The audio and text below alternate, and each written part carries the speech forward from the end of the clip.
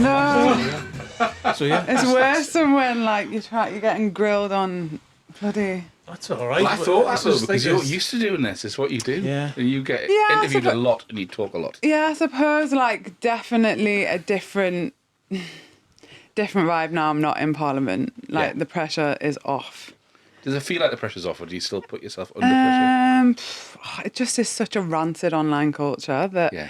like the pressure is never really off. I mean, more like the stakes are different. So when I was in Parliament, we were trying to become the government, Yeah. and if you fuck up, Yeah. then Yeah. there's like a lot of pressure on your shoulder. You know, you don't Yeah. want to ruin a political project Yeah. by There's other agendas Yes, you've got to kind of keep an eye on while you're trying to get your message across. Yeah, But you don't want to say completely. it too much either. You were in Parliament Exactly. at such a unique time as well, though. Yeah. You're a young MP, Yeah. right?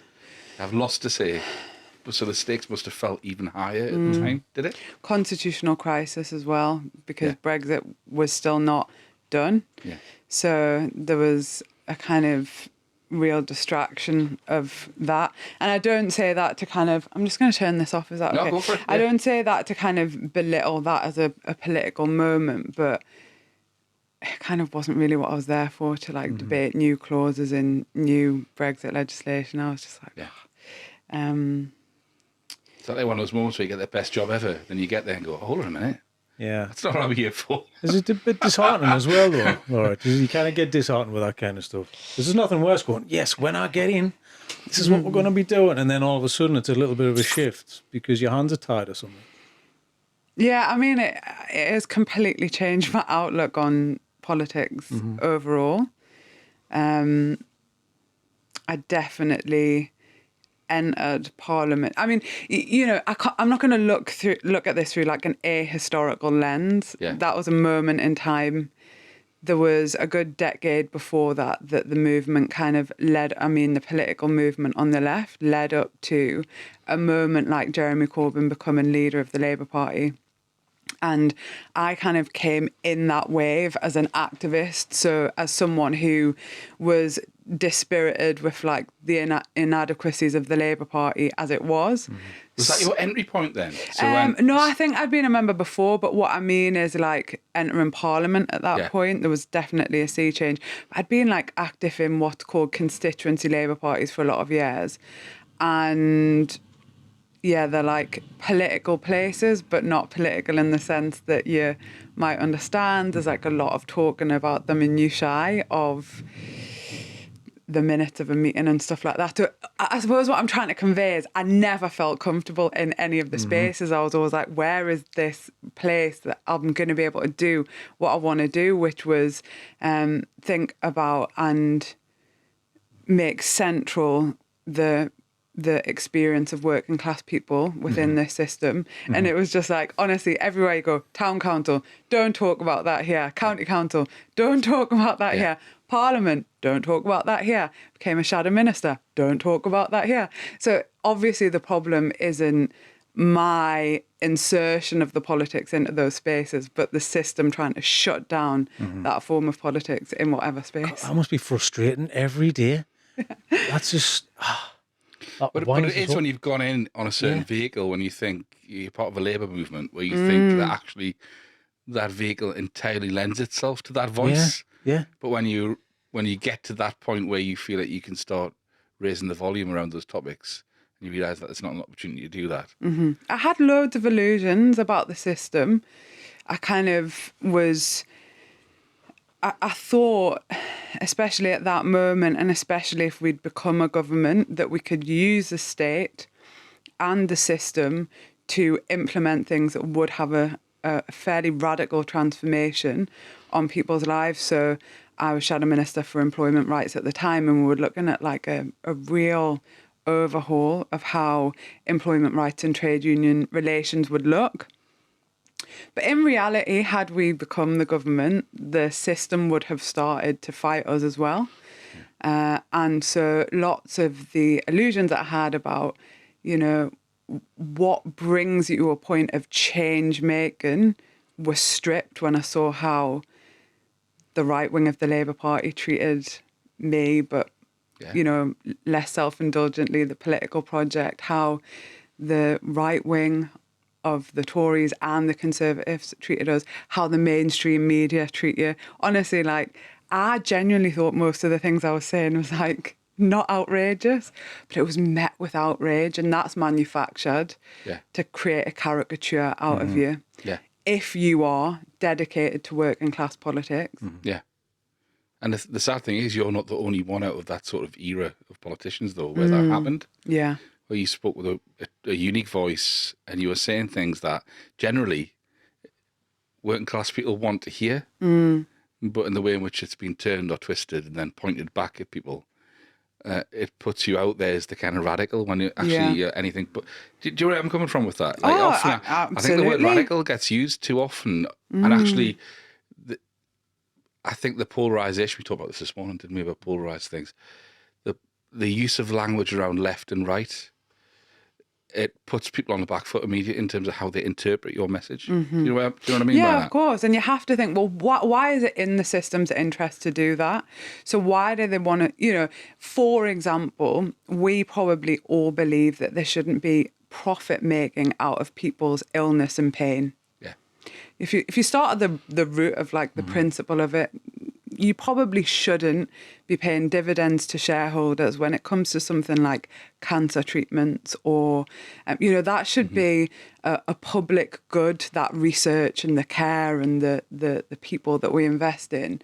But the system obviously has to problematize that belief, because the logic of capitalism is that it has to make a profit, and that there is kind of no inherent morality in that economic system. So it doesn't matter if it's car parts or makeup or Manjaro or, cancer treatment. There has to be a profit.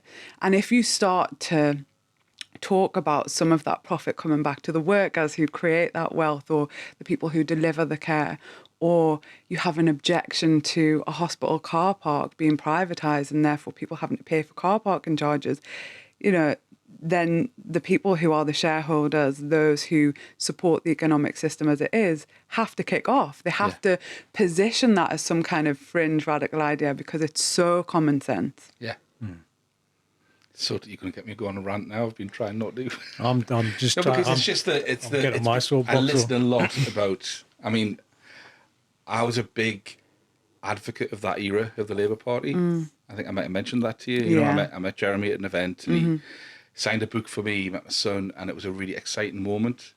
Yeah. And then, even up to what's happened this week as well. It feels like the whole thing's kind of hit a brick wall and then dropped off the edge of a cliff at the same time. But for me now, you hear lots of politicians talk about, there's no space for ideological politics. We've got to be practical, and you know where I'm coming from, don't you? We do need ideology. It's got to come from somewhere. Of course. Because those are fundamental differences in how people think. Some people think that everything should be fair for people and people shouldn't be profiting on people. Some people think otherwise. That's an ideological difference between two people. Absolutely right. And the system has to work really hard to embed the logic of the system through propaganda. So there's a kind of obfuscation of what's going on. And it's a very destructive political and economic system. It's a very violent political and economic system. And so what did they have to do? They had to turn somebody, I'm a peaceful person, quite a spiritual person. I love nature and connecting with other humans. They have to turn those advocating non-violence and for a fairer system, as you put it, into the radicals, into the extremists, into the ones that you need to worry about when their system is violent and murderous. And, I don't say that lightly. If you think about the deaths caused by over a decade now of austerity, which of course this new incarnation of the Labour Party are continuing. So whenever people say, keep politics out of it, we don't need ideologies, just work all together, what they're actually trying to do is erase the potential for the voices of change makers to become a predominant and majority orthodox in society. They're doing that across all platforms now. Of course. So my blog I wrote recently about the music and politics thing, really gripes on me. Yeah. That this whole movement of keep politics out of it. It's like happening in sport. It's happening in music. Noel Gallagher talk things about Glastonbury and kneecap, and there's no room for that. Yeah. But you've got hundreds and hundreds of years worth of protest music and music used as a voice to carry people's concerns. It frustrates me that the mainstream and the status quo are trying to shut that down across all, not just political platforms, but creative platforms as well. Yeah, of course. I think you're right. It is ahistorical, isn't it? I mean, there is as you say, like a rich history in every element of public life and private life where there has been disruption to how things work to make change, or using a platform to convey a message. And good luck to every single one of those people. One of the things that I've said over and over again is, enter every single space and inject your politics. I've said it in different ways, but I mean that. And if you think about the interpersonal level as well, that's hard, isn't it? Because often in the family home, or like at Christmas parties or works night outs or whatever, and you become that person who says the thing. Oh, here we go. I know. And that can be quite lonely, can't it, and isolating. But again, I think there is a bit about, and, I'm on a bit of a obsessional thought process about this. There is a bit about us sometimes not wanting our peace disrupted in our own personal lives. And that can kind of suppress a lot of necessary conflict that we might need in those interpersonal relationships to make progress. Like keeping a lid on things, not saying it, not bringing the conflict. I think the same is true in the political sense, that not bringing the conflict means the status quo prevails, that there's not an opening for listening to alternative ideas. Where did that I'm doing interview tactics now. Where did that fire come from though? Because I know you from your career over the last 6-7 years. Where did it start? I mean, was it around you? Was it in your family? Where did that interest in politics or that interest in being on the right side of history come from? I think that I've got, I come from a working class background, and I think, again, what is erased from working class history is that there has been a tradition of radicalism embedded through working class history, which is erased, of course, because you have to kind of sanitize moments of victory in working class struggle. But it's working class people that have brought weekends and, increased pay and basic things like adequate rest in between shifts. Now, in terms of like myself, I suppose I've got a very inspirational mum who has a disregard for rules, I suppose. I mean, I just remember she would like stand smoking in front of a sign that said no smoking, and I just thought, that just like sums you up. Like, I think, she's got an extremely fiery spirit, but often it's born of necessity, of having to like survive situations of poverty, and knowing that she has done that in I suppose definitely a different. I try and kind of explain to my son, Gran wouldn't have had that, and the generational difference, like it's just staggering sometimes. I sometimes think she must think I'm pathetic. Do you know what I mean? Like all the things that she went through. So inspirational mum, very, very political dad. My dad's passed away, but very we would talk over the family dinner about what we thought about things and argue. Where was this? Where did you grow up? Seaton Delaval, do you know, in Northumberland? Yeah. Okay. Yeah. Did your parents encourage, or does your mum now, does she encourage that streak in you? Oh yeah, I mean, because you can get lost in the political system. You can really, especially in Parliament, where you are literally in an ecosystem for most of the week, where that you might look at your phone and social media and stuff, but you kind of just head down focusing on all the different battles. But now as well, I'm an activist. I'll never not be an activist, working on loads of different things and political projects. my mum's the one that grounds us, and she'll say, "Don't be effing stupid," or whatever. Like that, nobody's going to care about that. Nobody's talking about that. When you can get a bit lost in online culture and stuff like that. She's a very grounding effect and very, very brave woman. Yeah, I think everybody thinks, the general public thinks that politics, they all live in a bubble and they don't listen to the general public. And I think that's what your mum's shouting about. Well, us on the street and down the shop or whatever it is, we care about these issues because these are every single day issues. That's what we want to hear. Yeah. And it doesn't get done, and that's a frustration, and that's why, people lean too far to one side or the other. Yeah. Did your parents as well, sorry, I'm just going to jump in as well, did your parents agree across that dinner table? Because it sounds like your mum has an opinion to share. Were they both on the same side? On loads of issues, no, they didn't agree. And that was really nice to see. I think it's probably why I don't fear conflict in a verbal thing. Is that because of the resolve at the end of it? So they can argue and get their point across, but we can all be a family. Exactly. Yeah, it's really important. Yeah, it's so important, isn't it? And like seeing them still love each other, even though they're... I mean, my mum would be like, you talk.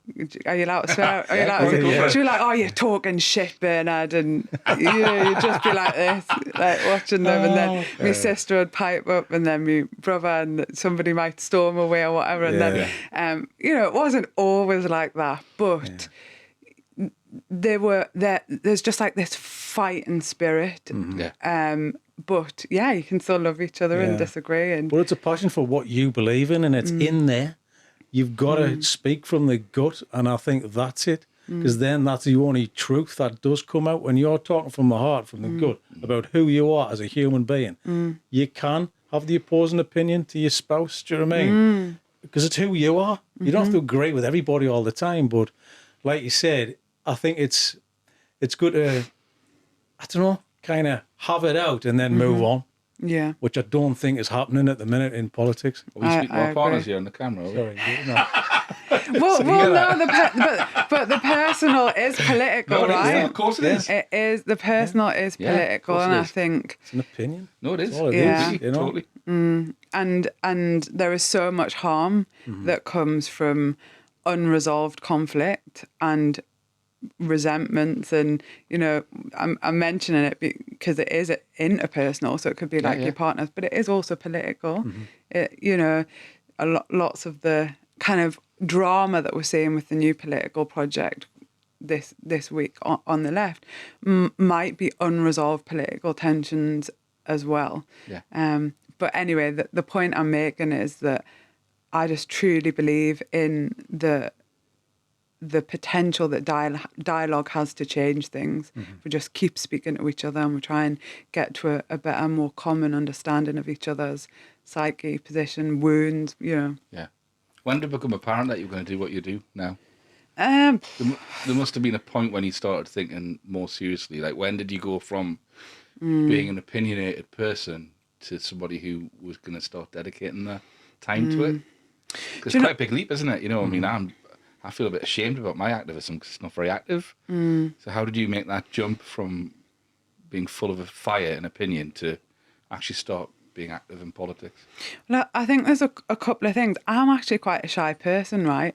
As in, I'd quite happily, like, I love sitting listening to people, and my mum's side's all Scottish, like, you wouldn't get a word in, like, there's 15 people ahead of you in the family gathering who are going to be listened to, and so I love sitting and listening. So what I have, though, is a desire to seek truth and to try and resolve things that are unresolved, and that can be very, very small things, but it can be things like poverty, which is, of course, a kind of a big thing, a huge economic system failure issue, or actually the byproduct of a system, a capitalist economic system that's working well, is mass poverty.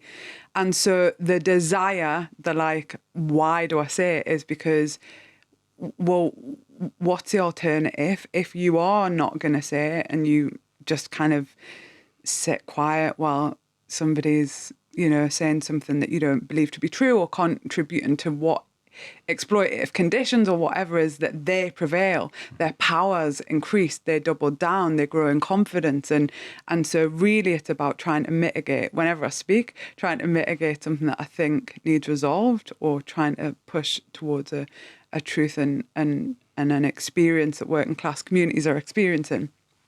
And where that goes from like arguing with people in a classroom at school, being sworn in Parliament, is kind of I think the trade union movement definitely helped support me to become a member of Parliament. But I definitely saw Parliament as a vehicle to be more organised about that energy, rather than just be, like, I think sometimes we should tell people what we think on social media, but really in order to challenge systems, you have to try and build power, and you have to try and build power in real life. I know online is real life, but I just mean in person, through structures, through organisations. So that's why I decided to be more organised about my opinions. Do you remember your first moments, though? Do you remember when from like arguing with people at school to signing up to do something that was outside your comfort zone?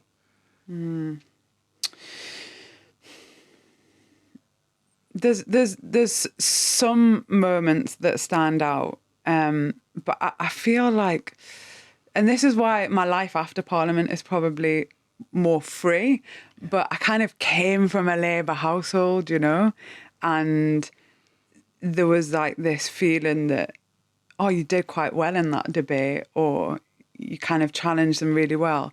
Do it again and do it again, and then that becomes your skill. And then it's like just a path, Yeah, find your superpower. And then actually, you become that MP or councillor or whatever, and there are just significant limitations on your voice. And that is where I truly became to understand the system. I studied politics, but really being inside there and kind of seeing in practice how the system treats you and political projects, rather than studying it or studying what the system wants to tell you about how it'll treat you. But I don't have any like standout moments. I think there was one noticeable moment where I thought, oh my goodness, something's happening here. Jeremy came to the North East, I don't know, was it 2017, just before the general election? Was it when he did the speech at the Sage? Yeah, I was there. Oh yeah. And it was really raining, and because I actually asked to be on that platform, and I'm not usually like really pushy, but I was like, I want to speak at this, because I was like, I just feel there's something going on here, and there's some things I want to say. And reluctantly, I think the organisers, because they were kind of on the right of the party, let me. And there was, like 10,000 people? That was incredible. Like, there's 10,000 people on the bank of the Tyne, literally squishing, running up a hill, standing in the peeing down rain. And what is happening here? That's not nothing. Something's going on here. And I thought, oh, people quite liked it when I said this, which usually, like you're a bit worried how things will go down. And so it kind of was permission to keep going and keep saying what I thought. But using the moment, you found the moment, and you knew that was an important moment to do that, because that could kind of leap you up, and like it just brings you out in your personality. Plus, it obviously gives you, I don't know, it just gives you the green light to do that and be you. And I think that's important, because there's not many times people can do that in politics. I don't think it is right platforms, isn't it? Oh, totally. But there was something unique about that day. Yeah. There was. It was weird, wasn't it? There was like all the ingredients. And I was listening to a podcast this morning. It was like the crime agents, right? But they were talking about the protests last week. But he was saying that like once the rain is the best type of policing. So like if it's raining, nobody will turn up. But if it starts raining when the thing's happening, people go a bit wild because they get into the atmosphere. So all those things that night all conspired at the same time, and you felt like you're on the cusp of something massive happening. And in many respects it did. But then I think what happened was the system and the status quo conspired for that not to go any further. Well, like when that general election happened, we prevented Theresa May getting a majority, and the system never expected that. And so there was like I will never forget the exit polls. I'd just finished campaigning and me and my kind of ex-partner now, but got out of the car and, when the bells chime on the news and it said exit poll, and honestly my knees went beneath me when I was like, because you've then got a very good sense that you're going to win. By the way, it was the opposite experience when I lost. The exit polls were like, you're losing, Laura. So, yeah, but to kind of capture what people had done then amidst all the smears, amidst all the kind of dirty tricks, and people did that. And obviously then a whole systemic machine kicked into place to make sure that could never be executed in full into a government. It's horrible to hear that though, especially from you. You're kind of you're an outsider insider now because you've been on both sides, and that just, to me, it vindicates my belief that that's the case. Yeah. And but then how do you encourage the next Laura to try and do what you do, or speak up if they see that the system's rigged and there's no point? Yeah, because what we don't want to do is sow mass delusion, because I think that is equally damaging and regressive for society. So, like, if I was speaking to me back then, I'd be like, go on then, have a crack at it. But no, your 10-year-old self, like what has happened to me, and I think lots of people that maybe were in that moment witnessed the defeat, witnessed how the defeat took place and how the system responded. And again, by system, I do mean big business, corporate interests, mainstream media, civil service, all the things you can't untangle. All of the things and all of the kind of things that you don't necessarily see. Know that your energy needs to go in building actual power inside your own community. And by inside your own community, I mean communities everywhere, because there's unbelievable working class leaders, tens of thousands of people across the country who are powerful, who are organising, who are inspirational, who are leading food banks and organising in their workplace, and like tens of thousands of those people to understand that unless we are building our own power to contend with, it's about counterforce, isn't it? Look how powerful they are. How are we building our power? Of course, Parliament is an element of it, but it is not the only element of building power. It's a fairly limited element of building power, actually. And so, really what I've done is taken a step back and think about, okay, where does my energy go for the next decade? And that is into building. I started a political organisation with a few brilliant people called Rise. So that is specifically orientated towards working class communities, working class people, and like unashamed about that, given the state of things, and trying to build a political coherence amongst all of that activity, and then build an actual power for ourselves. Sure. So is your thought process behind that though? I suppose your disillusionment with current structures in sort of macro politics, and is it purposeful to just go back to grassroots and say, right, I feel limited in what I can do over there, but actually if we start here and we set the fires in the right place, then we can encourage people to start being more active? Mm-hmm. I think it's two things. I don't think it's from a place of defeatism, like, oh, that's blocked off for us now, so we'll retreat and we'll go elsewhere. I think it's more from a place of saying, okay, in terms of what Parliament can deliver, we have been told for hundreds of years that that is what democracy looks like. Now, I don't know if you saw the state banquet 2 nights ago or whatever, but let's think about that for a second. You've got very, very wealthy people there. So with access to the king and the Prime Minister and the President of America, by virtue of their wealth and what they have accumulated. You've got Rupert Murdoch was there apparently. So again, his his ownership of like elements of the mainstream media. And then you've got people that are close to Keir Starmer and things like that. Now, they have actual access to state power in that room by virtue of their wealth. What kind of pressure, what kind of conversations go on in that room? And what does that do to the chamber of the House of Commons? Yeah. Mm-hmm. So the conversations that happen in there are supposed to be binding. You're supposed to be there as a representative of the people that sent you there.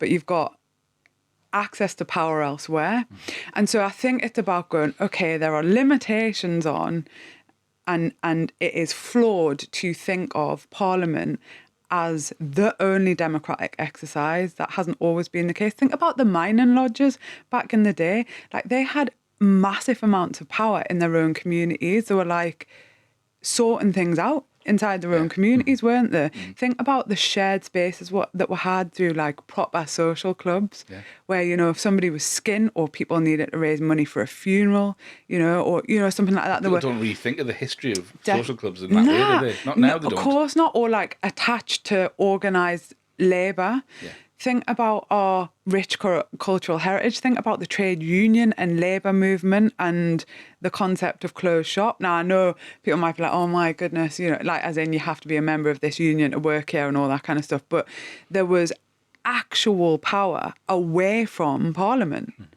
And so I'm saying, okay, Parliament is one element of where working class people could build power, but actually there are so many other spheres that we have abandoned for so long. Let's go back to organising and building power there. Because really, right, say you've got a really bad landlord and you are facing a no-fault eviction, or you've got a really kind of, I know there's going to be a change in legislation on that, but say there's mould all over your property. What do your friends say when you say report it to your landlord?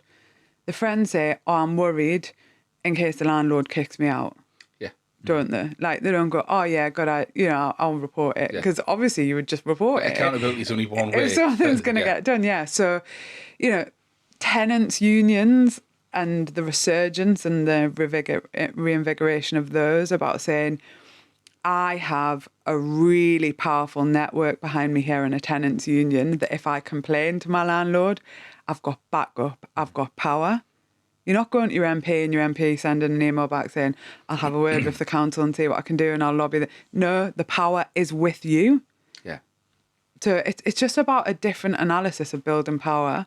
And, you know, Rise one day might contend with elections and we can't pretend that elections like don't happen and they're not important, because that would be farcical. But I think there is a massive job to be done before you even think about that. Yeah. And that the demand has to come from a kind of a swell of, you lot need to stand. You've been change makers in the community. Look what we've done for ourselves. Look at the powerful networks we've built. So needless to say, this is a longer term project, but a worthy one in my view. Yeah. I mean, we've just had Chris Nicholas from Ice Guys on, and we talked to a lot of people about CICs, and it's taken a lot of people to take it into their own hands to do something about their community. And it is all about community, because I see a gap in it and the immediate need for mental health and stuff like that. Mm-hmm. And that's all I see is people doing things for themselves off their own back. I don't see the support and the help out there. And that winds me up no end as well, especially when you talk about working class. Yeah. And there's always a divide between like politics and working class, I think, because for me it's opportunity, because you're not born there with that amount of money. Like you've just said, the people in the room, it's all about who you know. That's what it's about. Are we ever going to get there? Because I don't think we are. I don't think it's ever going to change. I think the battle is always going to be the divide from working class and then the posh boys who get all the jobs in politics. That's how I look at it. I think part of that is the infrastructure has been depleted. Like you talk about social clubs, right? When I grew up in Hebburn, and you know there was a social club on every corner, and they were packed right until the 90s, right? And like you say, they were completely coupled to the Labour movement and that ethos with meat draws and hampers and people raising money for each other and funerals and births and marriages were all happening there. They're getting stripped now, and they're not as busy as they used to be. People aren't using them as community hubs anymore. I don't just mean just social clubs, but they're a good example. Like, of course, when did that start happening? You know, like, I feel like it's happened in plain sight almost. You know, we've been watching it, but it's happened more quickly than we thought it would. But, you know, going back to, I mean, I'm 47. I go back to having a pint with me granda, and there was still a really strong sense of the Labour movement in a working men's club. Then you go back 20 years later, it's not there. And it's like where it went, what was the moment that started to uncouple? Yeah. How did it happen? Well, I think all of that's what's replaced that now are like ice dips and kind of mental health workshops. And these are just other places for people to gather because it's changing. That's the world over. Everything changes. But it's micro cliques and micro groups now. It's changed. It's not just the one thing like a social club. Honestly, this is like such a good example of the cultural fabric of our life and how it's impacted by the political attacks on working class people. And so it's so interesting that you talk about, you know, sea dips and ice baths and, you know, breath work, all of which, by the way, I think are wonderful. But they've been taken away from a kind of communally owned. I mean, I don't think. Well, the sea is for everyone, right? So obviously, the sea dip is a thing that working class people have done. But what I kind of mean is they've kind of become commercialised because they're not part of our communal infrastructure of coping, and I think that is it the world over. So. If you think about Margaret Thatcher's ideology of moving away from this sense of community to a privatised sense of how we live, and that being an individualistic pursuit of consumption rather than communally owned things.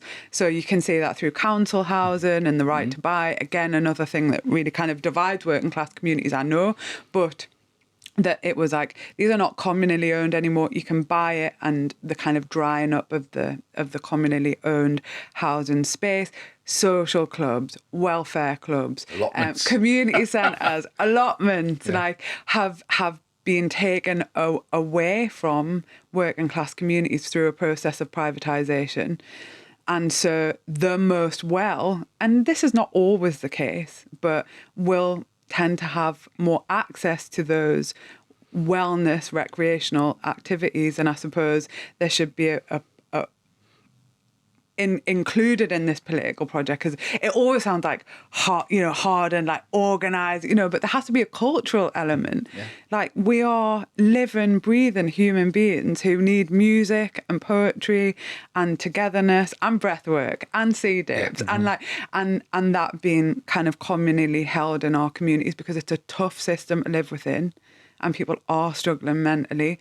And that, in my view, in my political perspective, is not because people are individual failures, that they just can't cope with the rough and tumble of work and life or family life. It's because how life is constructed within this economic system sets us up to fail. We're like caged birds. We're like, can't experience the fullness of human capacity because we're on shift work and we don't have a community, so we're like doing too much childcare on individuals. We're poor, in our region 600,000 people are living below the poverty line, for goodness sake. So how can you really... We're on like a UN index, weren't we, in the last 5 years? Yeah, how can you be well when you're poor? Like, how can you be really well as a human being if you haven't got enough to feed your children? Yeah. It's not possible. I just think it's the stresses, because you're probably the same. You people watch, you notice people, and you can see how families, couples, society, single parents, you can see it in the queues when I go and pick my kids up. You can see the stresses of life on people's faces, because not everybody has an equal not everyone's journey is the same. Yeah. And I think it's just... what do you do about that? Like, what is there to resolve? Is there anything to help that? I don't think there is. Social media's played a big role in that as well. Because In the last the 15 thing years. is, it adds to the stress load, and it's keeping up with the Joneses, and That's what even I mean, the social media comparison. keeping up with the Joneses. Well, it's social comparison media is a has thief done of what- joy, isn't it? When Do you you know talk what I mean? about And the that's right what it with is. Thatcher and the, I still remember, like, the divide it caused between working class communities when some people wanted to buy their council houses and some people didn't, because there was the ideological split, and some Yeah, people and say, you "Well, can I don't understand need to what- buy it yeah. privately. Why should I?" Yeah. And but then it set people against each other through aspiration. Mm-hmm. I want more than that. I'm happy with this. But social media does the same thing, because you're always comparing what you've got with what else. Yeah. I was just going to say you've got a nice coffee there, but it used to be It's nice coffee, by the way. Nescafe and coffee, mate. Do you know what I mean? Are you posh like that? No, but I Not mean, metal birds. but, are you from? Did your parents work? Was like your mum a housewife, a homemaker, as it's called? They both worked. They both worked, So yeah. my mum, a social worker, and my dad worked for the Citizens Advice Bureau for a long time. wow. So, yeah, they both worked, and Did you feel the pressure in the house? Did you get that, or did you feel any pressure? yeah, Was I any think conversation? I think families are pressurized environments. Well, I mean, of course, especially with like brothers and sisters. Exactly, and that, so, and again, like I'm sorry to sound like a broken record, but that is political. That is political. If I think about my female friends, the women I know in my life, we're all really trying to keep our heads above water with motherhood, and you'll get into bed and be like, oh, the uniform, and then you get back out of bed and you're struggling and you're reading your phone and you're right. Like, think about modern living, like you're a slave to your phone in many ways. It's like a kind of, it's an addiction, isn't it? And so you're looking like this, there's this cruelty with our age, isn't there? You're like looking at all of these wealthy people who are very, very attractive and have lots of things that you might want at the same time as the poverty that I outlined, the 600,000 people just in our region, 14.3 million people in hardship. Like, so there's like the promise of the system paints of this is what you could have, and of course it then becomes individualistic. You just need to work hard, and the gap between what we have and what the system is saying you can have through hard work. But of course that's a lie. It is a lie inbuilt in the system because of the pursuit of profits and the need to essentially exploit people in order to make that profit. Very often people can't afford what they make. Yeah, exactly. Yeah. I read a post that was some stat on Instagram, and it was something like young people now don't believe working hard's going to get them out of where they are now. That kind of thing. It's true though, but do you not think it's true? Because they're hedging their bets on that YouTube career. But the thing is, but that used to be the case. If you work hard enough, that's what you were told by your parents. You work hard, you can do anything you can. Yeah. Well, I'm sorry, but you can't. Do you know what I mean? Yeah. Because you don't have access to that opportunity. And also, what I'm talking about with stresses in the family is you're stressed to bits because your parents are stressed to bits, and that kind of filters down to you. Whereas if you've never worried about anything, and then you can go straight to an 80 grand job at the age of 19, 20. What you worried about? You had everything there. You went summer vacations, you went skiing, you did this, you did that. Your mum's not working like till all hours God send, and like you're going to your nana's, and then you're off to like a club, and then you're doing this, you're doing that. Who's having the kids today? Absolutely. This is everyday life. You know? And this idea that kind of we've all, I know it was like a bit of a meme, wasn't it? Like we've all got the same 24 hours and like that everything's a meme. Meme culture and kind of very superficial, sometimes reductive politics as well, or go along with that, like sloganistic stuff. But the point I wanted to make was like the young people today, how are they going to, and I think this is a problem that we're kind of seeing the start of now in terms of such disenfranchisement with the system, but how are they going to have housing security, employment security? Like, how we all want to feel secure. Like, this is such a turbulent world. Like, we don't have actually control of much. So people do want to know, will I have an income? Will I have a home? Will I have a partner and like connection with another person? Will my children be okay? And the economic system is in crisis at the moment, and it can't deliver that. You know, it cannot deliver that. Running alongside that as well, though, it's just not the economic crisis. There's a cultural crisis. There's intellectual crisis, the ideological crisis. Yeah. So there isn't even like there's not even a narrative at the minute that makes people feel better about where we're heading. I think that's one of the challenges that we've got. Well, so we feel morally rudderless. There's like the compass is spinning everywhere, and no matter whether you look left, right, or ahead or back, there's just conflict. Yeah, but I've never really felt that way before. I mean, I said recently I was chatting to somebody yesterday. It was John Kirtley. I said, I feel politically homeless. I've never felt like that, ever. And in the last 3 or 4 years, I'm listening to myself and think, well, I'm looking around and nothing resonates with me at the minute. And it's like an abject lack of moral leadership. It sounds like alienation as well, though, doesn't it? It sounds, and do we not all experience that? Like I look at sometimes the cultural world and I feel alienated from it. And what I mean by that is, like, when we're talking about scrolling before, you're on Instagram 10 minutes and I'm like, right, I need fillers, I need Botox, I need, because there's just such a kind of, such a pervasive pathologization of like aging and womanhood and you're a problem to be fixed. And it probably feels to some extent the same for men, that you have to be fixed somehow. And actually that's just a profit motive. Again, speaking to us, we've got the fix. We can sell it to you through creams and gym memberships and protein powders. We're actually fine the way we are. And this is, when you were saying like you feel kind of alienated and a bit like things are unstable in the world. I suppose we have to ground ourselves and say, okay, what do I have? Other people are helping other people all the time. You talked about it before. If I think about in Newcastle, you've got the People's Kitchen. Yeah. They're feeding people 3 meals a day, every day, 365 days a year. Food and Solidarity, another amazing organisation that is looking to, it's not like charitable stuff, it's like solidarity. If you skint this month, there's a place for food and also do organising work. We have to start to rebuild a sense of community that was obliterated through Thatcherism. Yeah. That attack on organised labour and a kind of really buying into the neoliberal consensus of individualisation, excessive profits, wealth, privatise everything.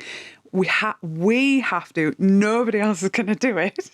Working class people have to go, okay, all of that is against our interests. We have to build back community.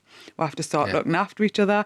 We have to stop punching down. Start looking up at the riches. Don't get me started on that, because we do punch down, and that's what because people have got the foot in your head. That's a problem. Yeah, it's true. So why are we not punching upwards? I mean, like some of these debates that you have, and when you say punching down, it'll always be somebody who's received 30 quid more in benefits that week, but they never look at the levels of corruption going just one step above their heads. It's people that they could be challenging, and they're not willing to challenge. But you can see why that's like an instinct, because it's like I can see them and I can criticise them, but the kind of the system. I mean, I'm not condoning it, by the way, because I mean it's futile. If you think about the ways in which the most wealthy in society take from the system and do not pay back in. No, but you're right, though, because I guess because it's got to be tangible, isn't it? So it's easy to criticise like Audrey living down the road, but you start talking about Jeff Bezos and like, well, I don't know him. Can do nothing about that. So you know what I mean? Like, and it feels like it's impossible to challenge people that are so far removed. 100%. And if you've not got an organisation to go to, like your trade union, or I don't know, like a really strong group of lads or lasses that you can rely on, and share your hardship with or whatever, you can see why it's like the individual will go, I'll blame them, when actually or we have to join organisations that try and counter the system. There literally is no alternative to that. Yeah. Otherwise, we'll be perpetually on the same trajectory. Mm-hmm. Audrey doing whatever she wants to do with the Audrey. Sorry, I know, Audrey. I've got a neighbour Audrey, so I'll be careful. I can really visualise Audrey as well. But apple tray's good. you know, we just have to look. We have to look out for each other, especially now. So many services have gone, and Audrey's not the problem. Neither are the asylum hotels. I know that's probably kind of more controversial, but not. But it is. But it's still demonstrative of this moral compass thing. Yeah. But I was listening to LBC a couple of weeks ago, and I honestly made my stomach churn because it was just the semantics, somebody's language, and we chatted earlier about nuance in debate, which is just disappearing. You're either right over there. Yeah. Or you're right over here. Mm-hmm. But actually, people need to be able to stand here and work out what it is we're not agreeing on. Because I think half the time, what we're not agreeing on publicly is not the real thing that they're not agreeing on. No. That's like your mum and dad around the kitchen table. Yeah. But that's the important. That's why that's so important, what people go through. But it was just, it was a guy ringing in it was James O'Brien talking about small boat crossings. And it was just this, it was so casual. Mm-hmm. But this guy called in and just said, just let him sink. And it felt like such a kind of watershed moment in where we are as humans at the moment, in terms of whatever your political opinion is on those crossings or migration, when did we become that? Mm-hmm. When did we condemn humanity? And you know why? Social media, you scroll past it, it's on to the next thing. I think that is partially because of that. But this guy was chatting. We're so used to it. There's one gone. There's the next one. There's the next one. I think there might be something in that, and because we get used to it, just everything is there. What you mean, like normalising? Well, it's normalising. So and so's died. Next, what happened there? There's a crisis over there. There's the bomb over there. We see it too many times. Exactly. So there has been a live stream genocide for almost 2 years, where the most unimaginable things pop up on your screen, And of course, I've sometimes purposely said to myself, and I know friends have in the movement as well, you have to watch it. You have to understand the brutality of what Israel is doing in the occupation, siege and genocide to those people, and truly kind of connect with that. But I think the point is, we are disconnecting from self quite often to cope, aren't we? I think that's why he said that. Yeah. I really do. Really and 10 truly. years ago, you might not have said that. You know what I mean? Unless you're a bad bastard, really and truly, are you going to stand and watch somebody drown? No. Or are you saying that to kind of convey? I mean, he might, and I'm sure there are some political ideologues that would. Yeah. And there are political systems, as I said before, that are truly violent. And we know so many people have lost their lives crossing the Mediterranean, which is, is a very dark period for humanity that we're in. Connecting back to self. They are human beings in hotels, crossing the Mediterranean. They're human beings in Gaza. I honestly sometimes feel like saying, do you think the bombs don't hurt them? Yeah. Can you imagine if a bomb dropped on any of our hospitals here? The pandemonium that would be unleashed. Yeah. But you'd all go out in the street and help. You would, and I guarantee you that guy, if you stand on that shore, would take your shoes off and walk into that sea. You have to hope because that instinct, that human instinct to help kicks in. I do think it is. I think it's just desensitized to saying it all the time. You have to hope that. We'll have to cling on to that, don't we? Yeah. In our heart of hearts, people are good. That the system creates bigotry and constructs these intense kind of either religious or racial or nationalistic divides. But actually, and this is why, the project I'm involved in now is a class focus, is because what transcends all of that is our class position in society. Yeah. I'm not going to be allowed in the state banquet. Are you? Are our neighbours? No. I didn't open the invite anyway. Just, I'm getting me I'm Had some getting a nice Mission Impossible mask on, you know, and he goes, just as That's some nice food, apparently. I had a little look at the menu. It's all right. We know some good chefs. We don't need them. Exactly. So hope is the answer at this moment in time. And reconnecting the radical past of working class histories. Yeah. You know, like working class people have united and fought before and won things. It's just we're so used to defeats at the moment that we have to kind of shake away from that. Get a bit worn down. Gets a bit, what's the point? Of course it does. I think that's what people get to. Yeah, what's the point? I understand. And then we just go, well, look after what's on your doorstep and who's under your roof. But that's what seeds apathy, right? Sorry, I'm going to get... so when you look at a place like Jarrow, right, and you think of the working class history of Ellen Wilkinson and all that, is, you know, you've seen a cycle of how many? 60, 80 years? And actually people's, like, multiple generations of families are still suffering from the poverty of what that town experienced. Agree. Right?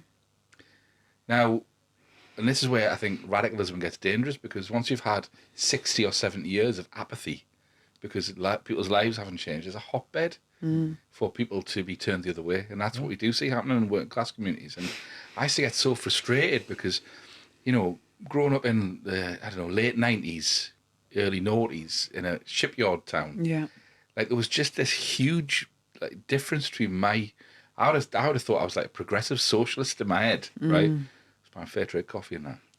You're allowed. We're allowed good things. But you know, I had quite a strong sense of my own moral direction, and yet, like I remember then I would be starting to drink with my granda, and I'd see him every like Monday, right? And I'd go and see him, and you start to hear like a mutation of values, things changing, and people talking much more like in a language that was leaning them towards the right rather than the left. Okay. And I just couldn't understand it. I couldn't reason with it. And I remember having debates about Ireland and arguing with people because I couldn't understand the difference between where my head was at and where their heads were at, and why they decided to tokenise certain issues that they in the past hadn't cared about. It might be Northern Ireland or you know, Live Aid or you know, giving aid to Africa had become like prominent parts of that conversation. And resentment. That their lives were being impacted by those things. And that was, to me, that like talk about Murdoch. That was the media just winning that argument, wasn't it? Day in, day out, you fed these lies about, you know, what everyone else is getting compared to you. Whilst at the same time, you know, if you think about how our region was deindustrialised for the sake of like finance, capital, you know, of course, that, you know, there are.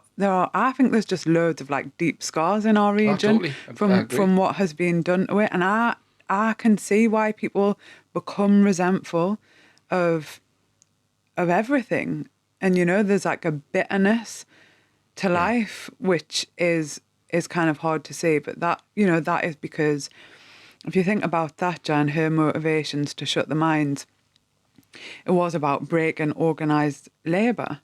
You know, there was a political purpose, because they were very successful, weren't they? And so you might have entered like your drinking and social clubs at a time when they were like on the up and powerful and winning and very good at negotiating wages. So working class families might have had a bit more expendable income. She managed to smash so many traditions, you know? Yeah. And so, I mean, those miners were, in my view, heroic for the way that they took on Thatcher and the police brutality. But there's no doubt there is a book called The Shadow of the Mine. We're living in the shadow of the mines in many areas of our region, aren't we? Yeah. And so we turn on each other very often. Yeah. And it needs to stop because, you know, we have got, nobody's coming to save us. No political class, you know, no economic class. We literally just have each other, but it has to be organised. It has to be principled. It can't just be like just helping our neighbour, as important as that is. We have to also build power and a political coherence that takes on the system. Do you have any regrets? I mean, like, you must have scars from your experience. I mean, like, what you went through. Do you have any regrets on what you didn't say? Did you hold back anything? Yeah, I mean, when you're in a political party, I haven't really ever spoke about this actually, but when you're in a political party, you are held to a collective line. So, you know, you argue a lot behind the scenes, but because that would be catastrophic, like, you know, publicly, you come out with a unified position. And, you know, there's certain moments, for example, like I thought the second referendum stuff was an absolute disaster. Yeah. And argued so behind the scenes. And maybe I could have resigned as a shadow minister over that issue. Were you a lone wolf? Did you have people on your side? Behind the scenes? Yeah. A few. Yeah. Really good team, like team of like friends and comrades. But maybe I could have resigned as a shadow minister over that. And, you know, there was and again, I know this is controversial subject and this is like a very lovely warm podcast, but it was another moment as well that I really kind of disagreed with the way the kind of anti-Semitism crisis was handled inside Labour, because in my view there wasn't a crisis and it was a manufactured crisis. And that I'm saying that as somebody that has come from an anti-racism background and care very much about tackling anti-Semitism and Islamophobia and all sorts of racisms. But I think I probably could have resigned about that issue as well, and the way the party... I mean, it's gone too much into the minutiae of this now, but there was at one point a proposal, and I think it was implemented in the end, to like have an expedited system for that kind of racism, and I really disagreed with that, because I feel like all racisms are equally bad. 100%. And so argued that and lost the argument. And a little bit, you know, like I kind of have I don't put much about like my personal life online, and I suppose I'm quite like considered about what I put online, but some people are just so awful and just like reply like shut the fuck up to like your posts or so I maybe haven't defended myself aggressively enough sometimes in the past, because I've always thought this is not about me, this is about the project, or this is about the next fight and the next fight. So I think maybe I should have stood up for myself more, because lots of people behind the scenes, as well as very publicly, are telling you to shut up all the time. Do you get as much now, though, now that you're out of parliamentary life and all that, or do you... Oh yeah, I mean, again, it kind of feels insignificant to my actual life, but go on any one of my social media posts and people will just be like, "Shut up, go away." I just feel like we always get one thumbs down on the podcast, don't we? We always get one thumb down on every single clip that we do. Show yourself. Who are you? Come on, thumbs down. It's trying to keep you grounded, though, isn't it? Maybe regret over that period is just. We need to stand up for ourselves. It's a much different platform, though, being in politics, because you say one little thing wrong, they'll just fuel that fire and they'll take you down anyway. True. But is that all you can do is just resign every time? Do you know what I mean? It feels like that's the only statement you can actually make. Yeah, so the reasons I didn't, just so you know, like the reason I didn't resign those couple of times that I wanted to was because I just thought, it's like left attack on the project. What's the point? Yeah. There is enough attack on the project. So it felt like in that moment, it felt like I was trying to save myself, which at that point was less important than trying to save the political project and go into an election where you had a good chance of not damaging yourself to actually try and win. So I didn't do it for those reasons. But yeah, I suppose you can kind of go a bit rogue. That's why I feel much more politically free now. I feel like I'm in a much more kind of politically and spiritually truthful organisation, trying to, I don't feel like I'm compromised as much publicly. Or, we debate and stuff behind the scenes, and we'll argue things out. But there, you'd have to go on national television sometimes and say a position that you have actively fought against behind the scenes. Yeah. I don't know how you could do it, honestly. I wouldn't last 5 minutes. And I respect you for that because, I know your style of politics and you're a great speaker. I don't know how you could hold your tongue. I mean, there's It's a so line. difficult. I wouldn't have lied. I wouldn't have gone on and been very disingenuous. I would have. But the Brexit thing, I didn't agree with a second referendum. I made it very clear behind the scenes. But that was not the policy of the Labour Party was different. So you have to relinquish self. Yeah. Because being in a political organisation isn't about what Laura Pidcock thinks. Who cares?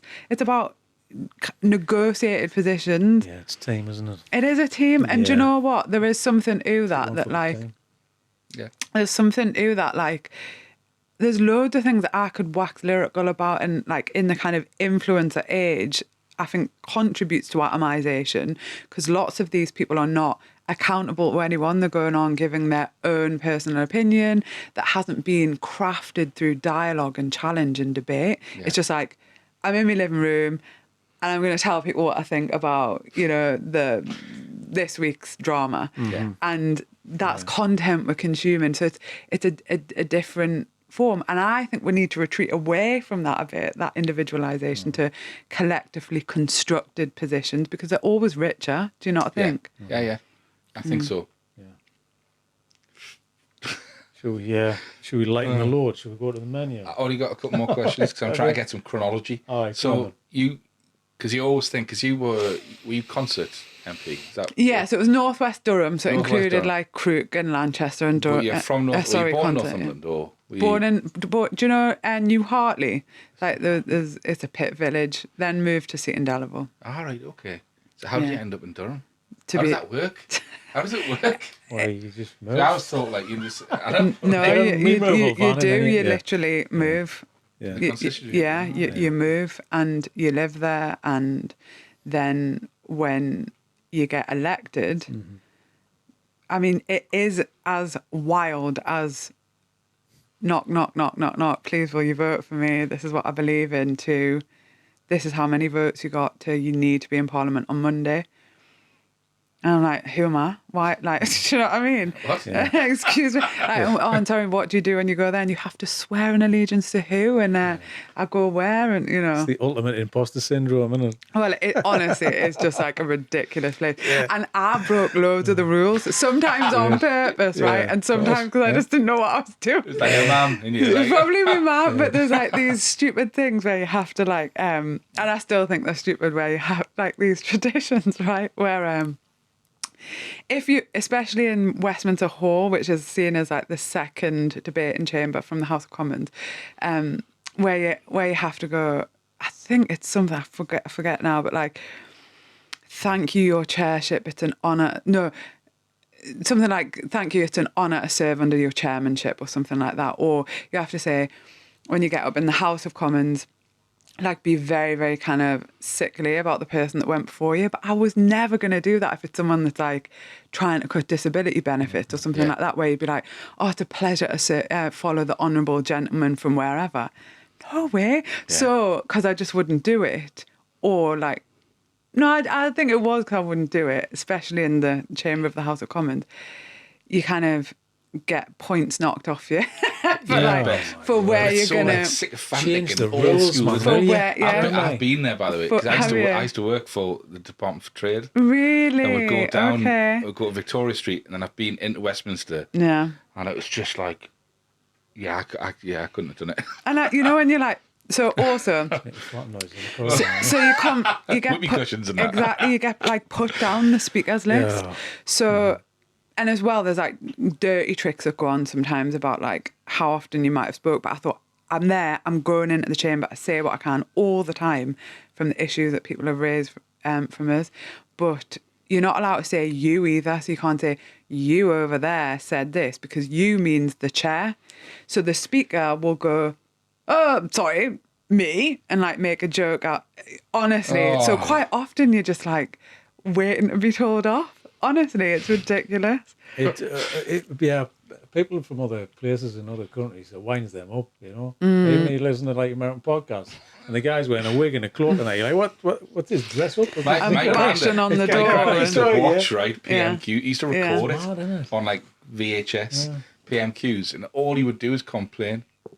He would watch it and commentate over the top of it, but how frustrated he was, like they were all And how just having a ridiculous. laugh. Yeah. Like, he'd do it every week. It is a theatre. I mean, that's all it is. It's a spectacle. And they also say about Parliament that it's like the echo of the battle. Yeah. It's not the actual battle. The actual battle happens in the economic system and the tension between those who create the wealth and those who have it. And then we've got this kind of illusion of a democratic system over there where we're kind of all players in a pantomime, really. Yeah. It's so isolated to reality, though. It really is. I like tradition, but sometimes it's like, oh, give it a rest. Some of it, Change they just need, like for example, I was Sort it out, like heavily pregnant, right, during the Brexit votes. And when COVID came in, they did bring in like a remote voting system. There is no reason why that place cannot have voting where you press a button, whether you vote for or against, but they just will not bring it in. So you have to walk through these lobbies, which is an actual corridor to go and vote. And I was heavily pregnant and struggling, you know. I don't know what my little boy was doing. I think it was like on a nerve or something. I was struggling to walk at one point. And I think there's this thing called pairing arrangements. So if you're really like unwell, what the whips will do, who are like the disciplining officers of Parliament for each party, they'll find another MP that is also unwell, so your votes cancel each other out.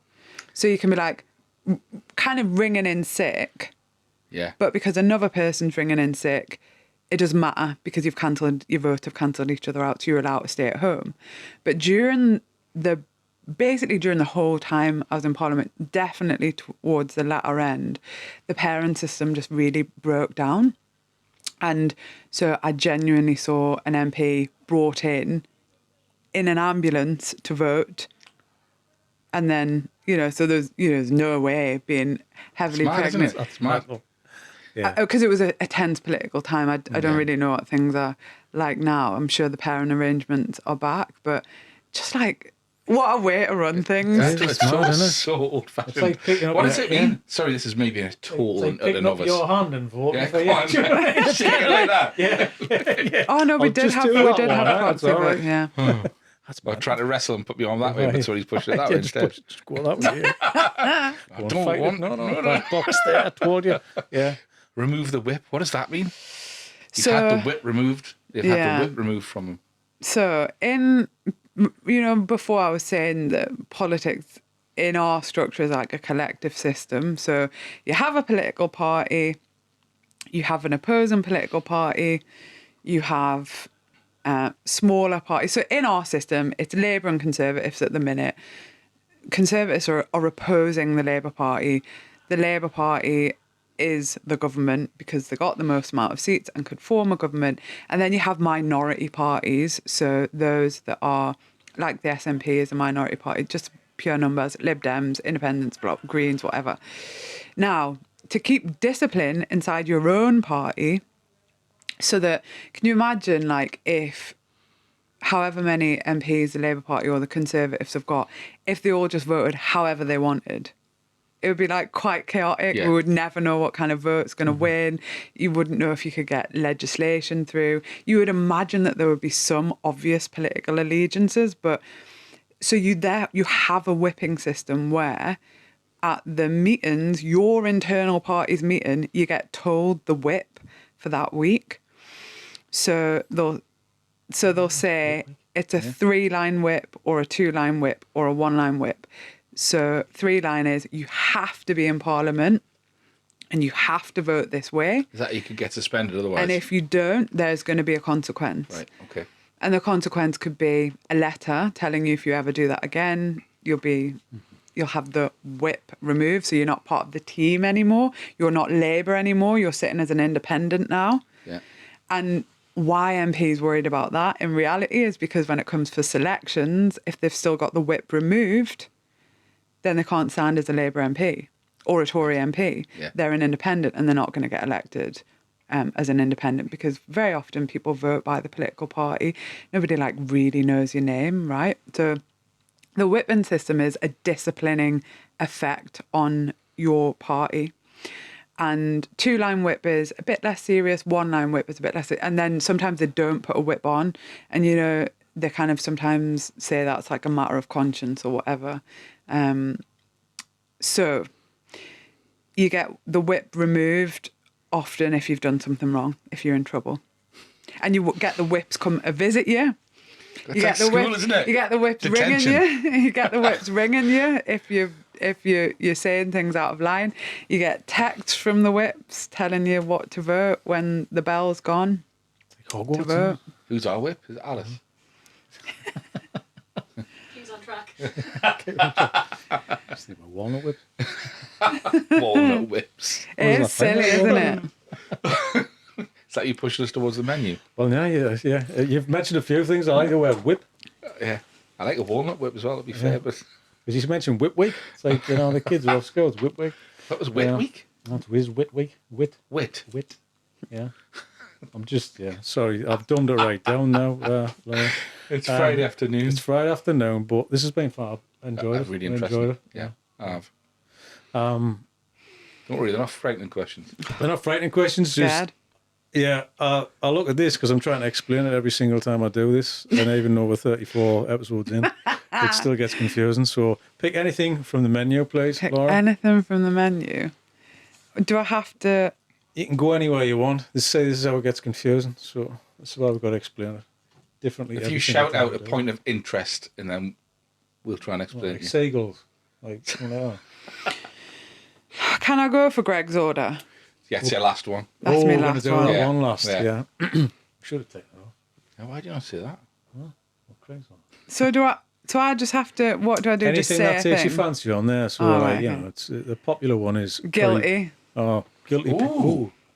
Has anybody asked that before? Because we always get curry versus gravy, like. But, So there's guilty pleasures. there's guilty pleasures, like, because we haven't asked this for a long time. I know. So I think guilty pleasures caught like us out now. Yeah, a thing with a thing. Do you know what I mean? What's the unusual guilty pleasure of thing with food a that thing. you? An you- unusual Oh, so guilty- not also like eating out the fridge at No, midnight. well, it is like it's a pairing, or you're eating the cheese with, and you dip it in some kind of sauce which doesn't go together. You're putting ketchup on a waffle. I don't know, This is something like that. such a Yeah. good question, Yeah. isn't it? Yeah, thanks. What can you do yours first? Well, so I've got something. Oh, mine guilty pleasure. Well, I remember my brother used to open the fridge, pour a tin of tinned ham in a bowl, and pour vinegar on it, and eat it with a knife and dip it in ketchup. I mean, that's kind of disgusting, like with the fridge door open. That kind of thing, you know. That kind of I'll eat a tin of thing. mackerel over the sink. Out Tin of the mackerel over the sink. You know, your little things where you like. But then I realised yeah. I've got a really big back window. It looks straight into the neighbour's house. Just like just scooping up the mackerel. Staring at your neighbour through the window eating mackerel. Yeah.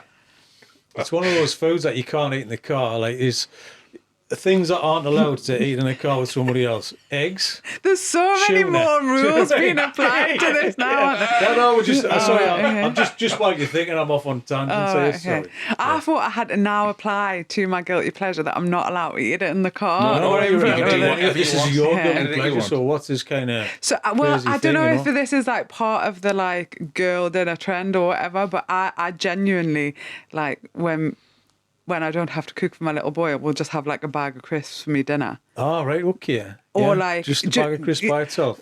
Anything with a dip? Would you kind of pair it with something? Do I pair it with something? No, I mean like Crisp pairing. Is that Crisp what you're pairing, yeah. like crisp I pairing. can't. One thing I Dipping do cranberry like sauce. is not having like rules around food. Right. So okay. like eating what I want for breakfast, like it doesn't matter feel the if it's same like. way. Can I'm I the have same. cake I'm before like, me dinner? well, I I'm think just about like, his rice for why- breakfast. I'm just Right. like, Yeah. If I've been why? travelling. Why are you restricting yourself to like cereals or It's corporate. though. eggs or whatever for breakfast? Like, eat what you want. It's a like, system. It's good to go back to politics again. Yeah, 'cause It's in- a system thing. Yeah. That's is. like cereal. Probably a commit when Right, cereal it entered is. the market, Yeah. wasn't it? So yeah, I don't, and I'm like, I'm not one of these people that's like, oh, I couldn't eat after 8 p.m. I'm like, I could eat any time. Yeah. Have you ever eaten like a sweet thing before a meal? Because kids tend to do that. They'll have a chocolate that's biscuit so and then they'll have a true. burger. You're like, whoa, you got to have it after. Yeah, so my little boy really likes like a snack plate. I think it's my excuse for not cooking, but you're like, you know, Picky tea. a picky tea, like a bit of cheese, well. Yeah. a bit of cheese, and I'll put a biscuit on, I'll put this on, dried fruit, whatever.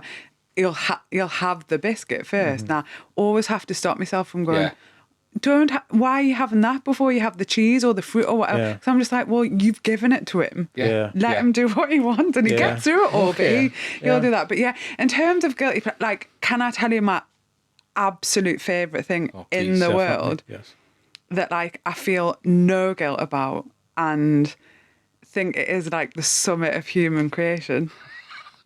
Go on. You built this up now, mate. There's not going to be a downfall either. It's baklava. My partner's Greek, right? So we have baklava in the house all of the time.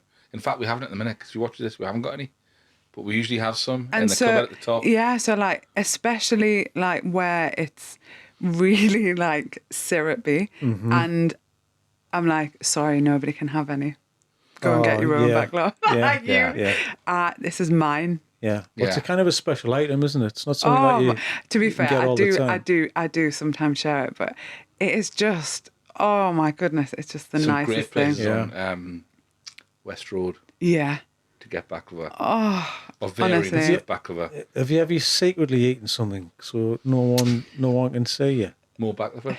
Yeah, like we know people like eating in the car before they get out. Do you know what I mean? They don't want something to see. Destroy the evidence. Yeah. like a tin of mackerel behind the door. No, not really. I suppose no. Yeah. I come from a very foodie house. Like my mum's love language was food. Okay. So just food, you know, like have a pot of vegetable soup on the stove.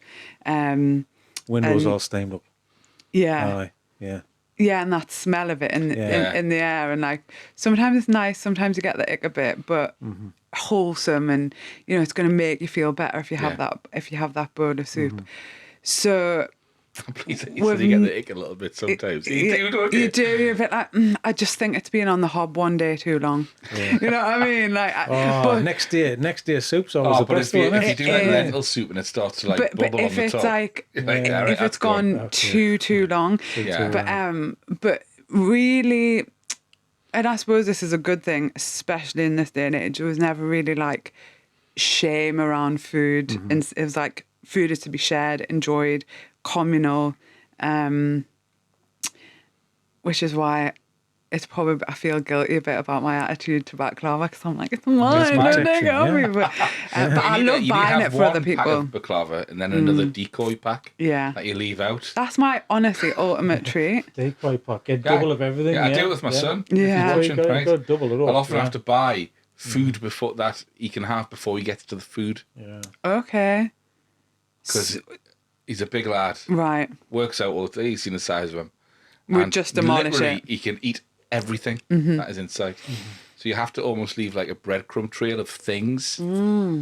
Yeah. So you're managing the end product. Yeah, you've got to write your name on something. Yeah. If you don't want somebody to eat something, you've got to write your name on it. Yeah. Yeah. I heard somebody in a podcast yesterday going, wow, you're a bit precious about food and like drinking all the milk. I'm like, that's their milk. What's the matter with you? You know what I mean? Imagine, you've shared a house as a student. You're like, are you kidding me? You don't just walk in and eat someone's food out the fridge. Are you mad? Have you ever done that?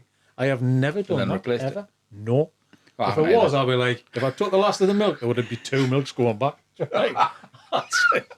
got to replace it. You've got to double down really quietly so the glasses don't hit each other. Oh, you know what I do? Winds me up like empty cartons. That's it. I told you about empty toilet rolls on the thing. I'll just throw them down the stairs. Well, that's not it. Replace that thing. Just empty toilet roll job. Just kind of like, come on, man, just replace it, put it back. So you throw it in the rooms. I know we're going off script there. Like, when you put a toilet roll on. you put a toilet roll on. Are you shades down or shades behind? Shades in front or shades behind? Oh, it depends. Always shades in front. No. Nah. Because it's when you pull it in, you get a one-on snap off but tail. sometimes you get excessive roll of paper. I think on the back you get excessive roll. I just don't think it matters. Do you not think it matters? No, what to put? I don't, honestly don't get this. Like if you do if it's on a hanger and you do that, you get the unfurling. Not on the back end, you get No, I do the other way around because I just lean it against the wall. I do that. In the gym, I turn them around. You've got to don't. Do you really? Just want to make everyone's life a bit easier. I'm just trying to look after try to make everyone. the world a more efficient place. He's probably got about 100 people who all go, well, I'm going to turn that back around again. Who's done that? The words of the Mandalorian. This is the way. This is the way. Should we... sorry, next question. Okay. So, next question. I mean, I could just rattle a list off because I'm on fire right. Right, sorry. I'm thinking of things to ask you. Sorry, I should just give it to you. I'll pick another one. Sorry, I'm taking over. Yeah. Ketchup, because I think ketchup's not lingo from round my way. Nah, well, it's not mine either. When we used to be kids, it was ketchup. You want the ketchup, like sweet shop, which is that. Shop. So, but sweets, are you a sweet girl? No, it is more like anything like, you know, like sweet and savoury. That's why I love, that's why I love, because like love like peanut pistachios and a sweet kind of. So it has to be a cakey thing, not like a not kind even of not even cake, like crisp and crunch and like peanut brittle bars. Those.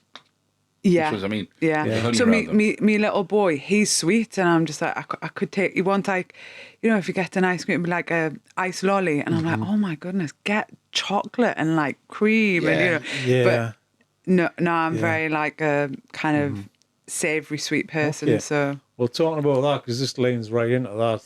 The hot and cold on the desserts. Love it. Yeah. It has to be, doesn't it? So you go on apple crumble, you go on ice cream, or you go on custard? Ice cream. Yeah. But if you can get the custard as well. Would you go both? Well, too wet on a dry. Would you go too wet on a dry? You do the island of custard around thing, and then you put the ice cream on the top. Or even cream and ice cream. Yes. You know, like the different... Yeah, I get that. I'm offended, right? If you're serving a cheesecake and you're putting cream on it. Cheesecake, yeah. It's already moist. It's already kind of... It's not a set moisture. No, but if you put like, you know, like berries or something like that. So you don't put milk in your tea because they're both liquid. But that combines the perfect tea. It doesn't combine a thing. Do you know what I mean? I know what you mean. You like the contrast. Yeah. So I do think it's a lovely contrast, isn't it? Like the crumble and the ice cream. It lovely. Is, yeah. I like the hot and the cold. It's great, isn't it? There's nothing better than that. Sticky toffee pudding, ice cream, lush. We had some last week. Did you? So, yeah. I've not had one of them for ages. Me neither. I've got some apples from the tree, so I'm going to make a crumble tomorrow. Oh, yeah. The apples were picked last week, ready to go. So, yeah. Going to make a crumble. But ketchup, so that's sweet shop. Sweet shop, yeah, just like that dialect didn't reach me either. Yeah. Nah. Yeah. Ket means a very different thing. To me as well. Well, it depends on what age. It's true. So yeah. But yeah, like, so what would you get from the sweet shop? If you went to the sweet shop, would you get anything, or you'd be like, no, I'll just wait for me tea after and then have the cake? No, I mean, now as an adult, I would, but no way in me. I'd be like, oh, what? Especially, I used to think as well, like going, there's something so nice about, I don't know if you've had this, but me gran used to give her empty bottles to get money from. So like that would be your pocket money. Yeah. So do you remember you could take like the Iron Brew bottles back to the shop and get 20 pence? Really?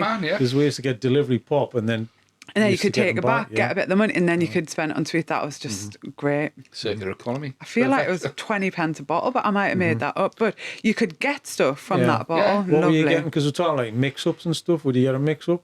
Do you know what a mix-up is? Oh, yeah. Mix-ups are amazing. I do. But like an OG mix-up. So like, Red Lace. Not like in the pre-packed bags where they're picking an item from each of the boxes and putting it in. Love that. Yeah. You can still get that in the Granger Market. It's called the OG mix-up because you're right. Like the magic disappeared when they started becoming like putting all the elements. Do you want a 20 pence one, a 50 pence one, a pound one? I want to choose. Because no one wants the Parma violets. Do you know what I mean? You know. Oh, I like them. But that was the Gemini time. That's like getting Revels and having the coffee. It's like having a mouthful of perfume. Do you know what I mean? It's not right, man. I like them. Yeah. So, Yeah, I don't mind them. Like that lavender flower. Yeah, No, thanks. I'm just all now right. and again, though, not all the Oh, time. now and again. Well, yeah, exactly. like on a So seed, on that seed one smells moment where you had a good, mix-up innit? on a Friday night, Yeah. the now and again moment was the time you got the Parma Now and Violet. again, yeah. Well, Exactly. I mean, The world has got room for Parma Violet. the world. Next But album. you would just, I don't know if you said this, but you would just like, well, I would open the packet and just be like, Full in. Oh, straight yeah, ice of course, cream. yeah. Cream all of stuff. them. It's terrible. Yeah. You I would wouldn't be do a like, full thing. I've yeah. never been a one at a time person. Do you know I used to have a Depends. terrible habit when you mentioned crisps before? Yeah. I used to go in from school when I was about 15 and just crush the bag of crisps. What? And That's then just mental, and that. it's like, Yeah. so it's powder. Yeah. It's Quite a good tactic. No, but why are you rushing the bag? I don't know. You want to take your time. You want to It's just save like it. so- Man, everyone's I know. I mean, He's just pre-chewing Yeah, it. exactly. Yeah, it was. all Christopher Riegel. Oh, right, okay then. Right. That's last one. Sorry. What's your Greg's order? I always get, so there's two versions of me with Greg's. Number one is like vegan sausage rolls. Yeah. I just think they're so close to what, because I'm a vegetarian. Well, I'm a pescatarian and have been for nearly 20 years. But they're really good. There's very good crisp on the vegan sausage rolls. But hangover me is a cheese savoury stotty. Right, I might okay. just cheese savoury stotty as well. I love the cheese savoury stotty. Do you know why Greg's is so good though? Why? Because they're unionised. People in the factory making the Greg's are big as union. The savoury element are big as union members, and in the shops big as union members. Yeah. Just such a good. They're a good business. People Yeah, don't realise that. such It's a good institution. Yeah, totally. Black coffee as well, because you've got. I'm boycotting loads at the minute because of the genocide. Yeah. You don't get your nice coffee from Greg's, black coffee, and a couple of sausage rolls. But I don't feel like one goes far enough in terms of the sausage rolls, so I'd get a couple. Yeah, okay. It's a nice order, that. It is. Didn't make us realise, though, that people have said that pescatarian, but have they never done anything with fish? It's a hard thing to sell, mate. I don't know, like... What, in a Greg's? I know, they've taken You the know, old milk off, haven't they? Latimer's over in Sunderland. I know it's a fish They place. do a fish pasty. I know, but you don't have- Really? What Yeah. kind of fish? That's like haddock and all kinds, isn't it? Blinking heck. Like a chowder. Yeah, Like but Latimer's is a fish place. You know what I mean? Fish place. a fish Yeah. place, like that. I was going to say a fish Are shop, you the but it's sole not fish proprietor? shop. Hey, I've got nothing. It's not going to carry on with it's all me. right. Chris can go forever Oh, on this, man. like. But All right, yeah, thank you. Really enjoyed that. excellent. Thank you very Yeah, much. thanks for having me. No.